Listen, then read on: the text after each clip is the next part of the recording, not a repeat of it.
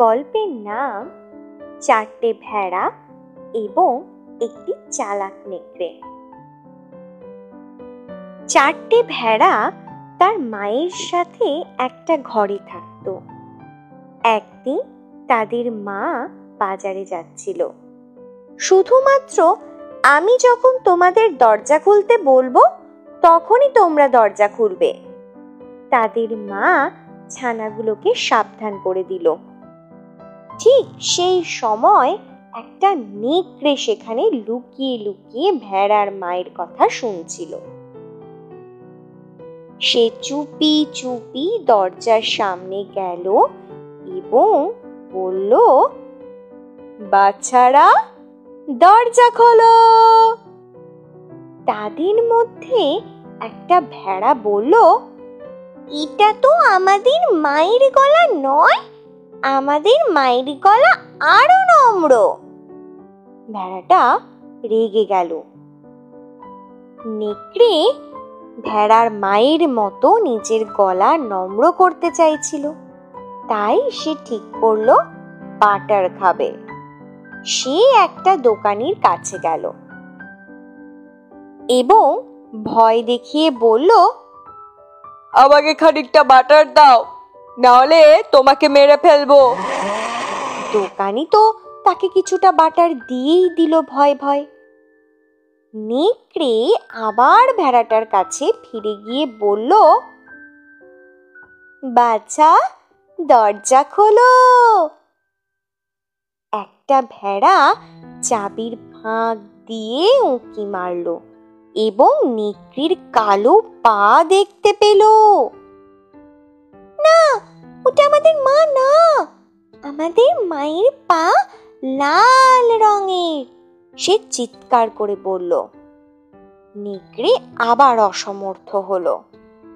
নেকড়ে আবার একটা পথ খুঁজতে লাগলো। এবার সে ঠিক করলো পায়ে গুঁড়ো লঙ্কা দিয়ে রং করবে। সে একটা জাতাওয়ালার কাছে গেল। তাকে ভয় দেখিয়ে নেকড়ে বলল, আমাকে লঙ্কার গুঁড়ো দাও, না হলে আমি তোমাকে কিন্তু মেরে ফেলবো। জাতাওয়ালা তাকে লঙ্কার গুঁড়ো দিয়েই দিল ভয় ভয়। নেকড়ে লঙ্কা গুঁড়ো দিয়ে নিজের পা দুটো রং করে নিল। সে আবার ভেড়াটার বাড়ি গেল এবং বলল, বাছারা দরজা খোলো। ভেড়াগুলো দরজা খুলে দিল। নেকড়ে তাদের মধ্যে তিনটেকে খেয়েই নিল। চতুর্থ ভেড়া লুকিয়েছিল। মা বাজার থেকে ফিরে এলো। সে বলল, আমি বাড়ি চলে এসেছি, দরজা খোলো। চতুর্থ ভেড়া বাইরে বেরিয়ে এলো। তাকে দেখে তার মা জিজ্ঞাসা করলো, বাকিরা কোথায়? কাঁপতে কাঁপতে সেই ভেড়ার ছানা বলল, নেকড়ে নেকড়ে তাদের গিলে ফেলেছে, নেকড়ে নেকড়ে এসেছিল, তাদেরকে নেকড়ে গিলে ফেলেছে। মা বলল, নেকড়ে নেকড়ে তো আমাদেরও খেয়ে নেবে, চলো অন্য কোথাও চলে যাই। তারা অন্য জায়গায় চলে গেল। যখন তারা রাস্তা দিয়ে যাচ্ছিল তখন তারা সেই নেকড়েটাকে দেখল। সে ঘুমাচ্ছিল। ভেড়া নেকড়েটার দিকে গেল। সে নেকড়ের পেটের ভিতরে তার ছানার গলা শুনতে পেল। মা রেজার দিয়ে নেকড়ের পেট কেটে ফেললো।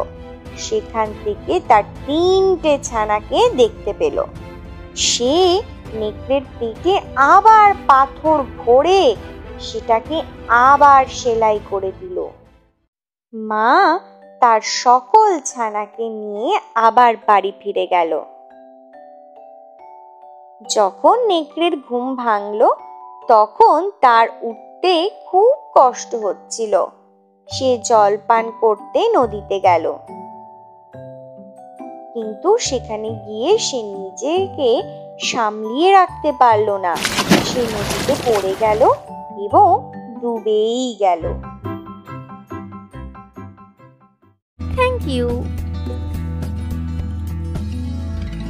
Thank you.